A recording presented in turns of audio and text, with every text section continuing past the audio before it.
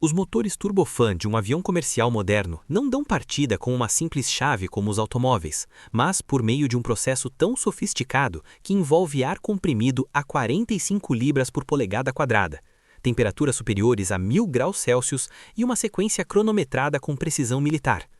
Imaginem tentar girar manualmente um compressor de alta pressão que pesa aproximadamente 600 kg e está projetado para atingir 16.000 revoluções por minuto em questão de segundos. Absolutamente impossível com força humana ou elétrica convencional. Então surge a pergunta que muito poucos passageiros se fazem enquanto esperam sentados em seus assentos. Como conseguem os pilotos despertar esses titãs metálicos que pesam mais de 6 toneladas e medem mais de 3 metros de diâmetro? Bem-vindos ao Aeroplaneta, onde hoje vocês descobrirão o engenhoso ritual de partida que transforma uma massa inerte de metal em uma fonte de 100.000 libras de empuxo, capaz de levar 300 pessoas a 40.000 pés de altitude. A resposta curta é esta: precisam de um motor menor para dar partida no motor grande. Soa paradoxal, mas é a solução mais brilhante que a engenharia aeronáutica desenvolveu nas últimas 5 décadas. Esse motor auxiliar, oculto na cauda do avião, se chama APU, que significa Unidade de Potência Auxiliar, e é literalmente o coração latente que dá vida a toda a aeronave quando está estacionada. Mas antes de revelar como funciona exatamente esse processo passo a passo, preciso que vocês entendam por que os engenheiros não puderam resolver esse desafio com métodos convencionais. A física básica tem a resposta. Um motor turbofan não é uma única peça giratória, como muitos imaginam. É um sistema de 2 eixos completamente independentes que rotacionam um dentro do outro sem se tocarem jamais, como 2 dançarinos executando coreografias diferentes no mesmo palco, mas a velocidades radicalmente distintas. O eixo frontal conecta o ventilador gigante que vocês veem da janelinha com as turbinas de baixa pressão localizadas na parte traseira do motor. Esse conjunto se chama Sistema de Baixa Pressão, ou N1. Por dentro desse eixo principal, há outro eixo completamente separado que conecta os compressores de alta pressão com suas próprias turbinas dedicadas. Esse conjunto se chama Sistema de Alta Pressão, ou N2. Aqui está o segredo que mudou todo o design de partida. O sistema N2 é muito mais leve, menor e requer significativamente menos energia para começar a se mover. Pesa aproximadamente 1/10 parte do peso do sistema N1 completo. Os engenheiros descobriram que podiam atacar esse ponto fraco com ar comprimido dirigido estrategicamente e, a partir daí, despertar todo o motor em uma reação em cadeia perfeitamente orquestrada. Mas, primeiro precisavam resolver o problema da origem desse ar comprimido. Aqui é onde entra em ação a APU, esse pequeno motor auxiliar escondido na cauda do avião que mede aproximadamente 1 metro de diâmetro. A APU é basicamente um motor a jato em miniatura, mas com uma diferença fundamental. Seu trabalho não é gerar empuxo para frente para mover o avião, mas produzir 2 coisas críticas: eletricidade para todos os sistemas do avião e ar comprimido a pressões que atingem entre 35 e 45 libras por polegada quadrada. Para colocar em perspectiva, essa pressão é superior à dos pneus de um carro comum, que operam em torno de 32 libras por polegada quadrada. E aqui vem a parte brilhante do design hierárquico. Como a APU é muito menor e mais leve que os motores principais, sim, ela pode dar partida com um motor elétrico convencional alimentado diretamente pelas baterias do avião. É suficientemente compacta para que a força elétrica básica possa vencer sua inércia inicial. Uma vez que a APU está funcionando de forma estável e girando a aproximadamente 95% de sua velocidade máxima, ela se torna a fonte de vida do avião completo enquanto permanece em terra. Gera toda a eletricidade necessária para iluminar a cabine, operar os computadores de voo e, o mais importante para o nosso tema de hoje, produz esse fluxo constante de ar comprimido que viaja por dutos especiais dentro da estrutura do avião até chegar às válvulas de partida de cada motor principal. Agora chegamos ao momento mais fascinante do ponto de vista técnico, a partida real do motor turbofan. Quando o piloto no comando move a alavanca de partida do motor para a posição de ignição, não está ativando diretamente nenhuma ignição nem injeção de combustível. O que realmente acontece nesse instante é que envia um sinal eletrônico ao FADEC, que é o computador de controle digital de autoridade total do motor. Esse cérebro eletrônico sofisticado recebe a ordem e executa automaticamente a primeira ação crítica: abrir a válvula de ar de partida. Essa válvula permite que o ar comprimido proveniente da APU entre como uma cascata controlada diretamente nos compressores de alta pressão do motor. Imaginem uma mangueira industrial à pressão máxima batendo diretamente nas pás internas de um compressor aerodinâmico desenhado para receber essa força pneumática pura. Essa força pneumática faz com que os compressores de alta pressão comecem a girar lentamente no início, depois acelerando exponencialmente segundo a segundo. Os pilotos monitoram constantemente em suas telas um parâmetro chamado N2, que mostra as revoluções do núcleo de alta pressão e deve atingir aproximadamente 14 a 20% antes que qualquer outra coisa aconteça. Quando o N2 atinge esse limiar mágico de velocidade mínima, o FADEC detecta automaticamente que há fluxo suficiente de ar comprimido se movendo pelo motor, sem que os pilotos precisem pressionar nenhum botão adicional nem mover nenhuma outra alavanca. O FADEC executa simultaneamente duas ações críticas. Primeiro, abre as válvulas de combustível e injeta querosene de aviação finamente atomizado na câmara de combustão anular. Segundo, ativa duas velas de ignição de alta energia, muito mais potentes que as de carro, que geram faíscas capazes de acender essa mistura perfeita de ar comprimido e combustível vaporizado.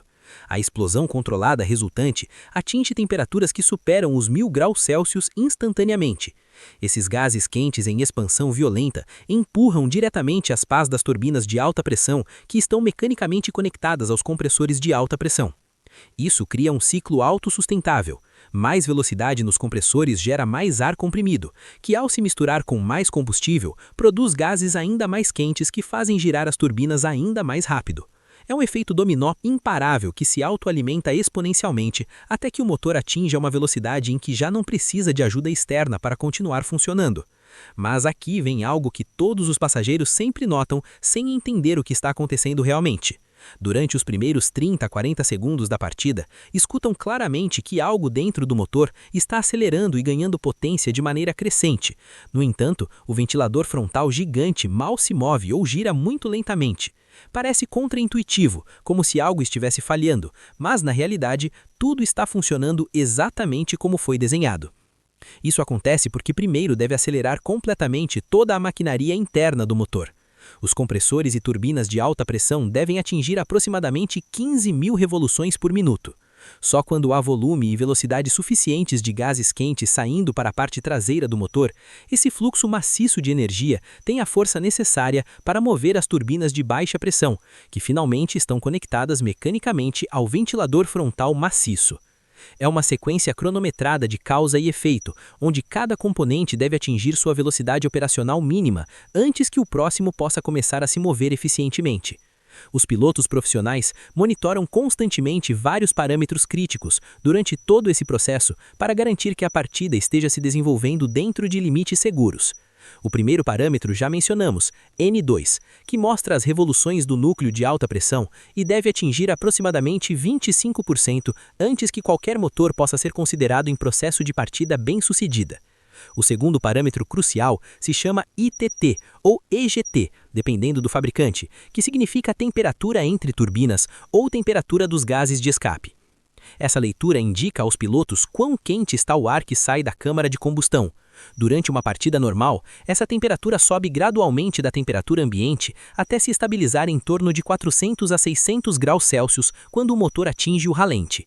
Se essa temperatura subir muito rápido ou ultrapassar os limites máximos certificados pelo fabricante, indica uma partida quente, que pode danificar permanentemente as pás das turbinas, obrigando os pilotos a abortar imediatamente o procedimento cortando o suprimento de combustível. O terceiro parâmetro é N1, que mostra as revoluções do ventilador frontal e todo o sistema de baixa pressão. Esse valor começa a subir significativamente só depois que N2 tenha atingido pelo menos 50% de sua velocidade. Uma vez que o motor atinge aproximadamente 25% de sua velocidade de relenti e todos os parâmetros de temperatura, pressão de óleo e velocidades de rotação se estabilizam dentro de faixas normais, acontece algo extraordinário que poucos conhecem. As velas de ignição se apagam automaticamente, porque o motor já não precisa delas para nada. A combustão contínua se mantém sozinha de maneira autossustentável, exatamente como o queimador de gás de um fogão que permanece aceso enquanto tiver combustível e oxigênio. O motor ganhou vida própria. Todo esse processo completo, desde que o piloto move a alavanca inicial até que o motor atinja a velocidade de relenti estável, leva entre 90 segundos e 2 minutos em condições atmosféricas normais. É um balé de precisão milimétrica, onde cada válvula, cada sensor e cada componente mecânico deve se ativar no momento exato, medido em frações de segundo. Mas o que acontece quando esse plano perfeitamente projetado encontra obstáculos? O que ocorre se a APU estiver com defeito ou se estiverem operando em um aeroporto remoto que não tem as conexões elétricas adequadas para alimentar a APU a partir do solo? Aqui é onde entra em ação um dos equipamentos mais impressionantes e barulhentos do aeroporto, a Unidade Externa de Partida, ou GPU, por suas siglas em inglês. É basicamente um gerador industrial massivo de ar comprimido montado sobre rodas, impulsionado por um motor a diesel extremamente potente que pode gerar exatamente a mesma pressão que a APU interna do avião. Essa máquina se conecta ao avião por meio de uma mangueira grossa e flexível de alta resistência que se acopla por baixo da fuselagem em portas de conexão especiais, projetadas especificamente para esse propósito de emergência. O som que essa unidade externa produz, trabalhando a potência máxima, é absolutamente ensurdecedor e pode gerar momentos de ansiedade genuína entre os passageiros que nunca o experimentaram antes. É uma combinação entre o rugido de múltiplas motocicletas acelerando simultaneamente e o zumbido grave de uma aspiradora industrial gigante. Os passageiros que permanecem a bordo durante esse procedimento frequentemente relatam ter sentido que algo estava terrivelmente errado com o avião, quando na realidade é um procedimento completamente normal e seguro que se executa milhares de vezes diariamente em aeroportos do mundo todo. Os pilotos devem coordenar cuidadosamente com a equipe de manutenção em terra para essa partida externa. Primeiro, fecham-se completamente todos os sistemas de ar-condicionado da cabine para evitar que fumaça de diesel ou ar contaminado entre onde estão os passageiros. Depois, estabelece-se comunicação por rádio com o técnico que opera o equipamento externo. Verifica-se que todas as conexões estejam completamente seguras e, finalmente, dá-se o sinal para que abram as válvulas e entreguem toda a potência de ar comprimido necessária. Da cabine de pilotagem, os pilotos podem monitorar exatamente a mesma informação que quando usam a APU interna, a pressão de ar que está chegando medida em libras por polegada quadrada, e podem ver claramente em seus instrumentos se a fonte de ar é interna ou externa. Uma vez que o primeiro motor está funcionando de forma estável e atingiu todos os parâmetros normais de relenti, dar partida no segundo motor se torna um processo muito mais elegante e eficiente. Pode-se usar diretamente o ar comprimido que sai do compressor do primeiro motor, já em funcionamento, para despertar o segundo motor. Os pilotos chamam isso de partida cruzada, ou cross-bleed start. É como se o primeiro motor estendesse a mão ao seu irmão gêmeo para ajudá-lo a se levantar. Esse método é completamente silencioso para os passageiros, mais rápido que usar a APU e não requer nenhum equipamento externo adicional. A vantagem operacional é enorme, porque permite desligar a APU antes do pushback, economizando combustível e reduzindo o desgaste do motor auxiliar. Os sons característicos que os passageiros escutam durante a partida contam toda a história técnica que acabei de explicar. O primeiro som é um assovio suave que vem da área do motor. Esse é o ar comprimido entrando nos compressores de alta pressão. Depois, escutarão um zumbido crescente, como se algo estivesse acelerando gradualmente. São os compressores de alta pressão girando de 0 a 15.000 revoluções por minuto. Em seguida, vem uma mudança distintiva, mais grave e potente. Esse momento marca quando o combustível se acende e as turbinas começam a ser empurradas pelos gases quentes. Finalmente, o som característico do ventilador frontal começando a girar, produzindo esse ruído familiar de sopro massivo de ar que associamos aos motores de avião. Agora vocês sabem por que a partida de um motor turbofan é infinitamente mais complexa que simplesmente girar uma chave de ignição. É um processo que envolve física de fluidos avançadas, pressões controladas com precisão cirúrgica, temperaturas que rivalizam com fornos industriais e uma sincronização perfeita entre dezenas de sistemas que devem trabalhar em absoluta harmonia. descobrimos como um motor de 6 toneladas pode ser despertado suavemente por ar comprimido aplicado exatamente no lugar certo. Como uma pequena APU se torna o coração que dá vida a todo o avião, e como sistemas de backup garantem que sempre haja uma forma de ligar os motores, não importa as circunstâncias.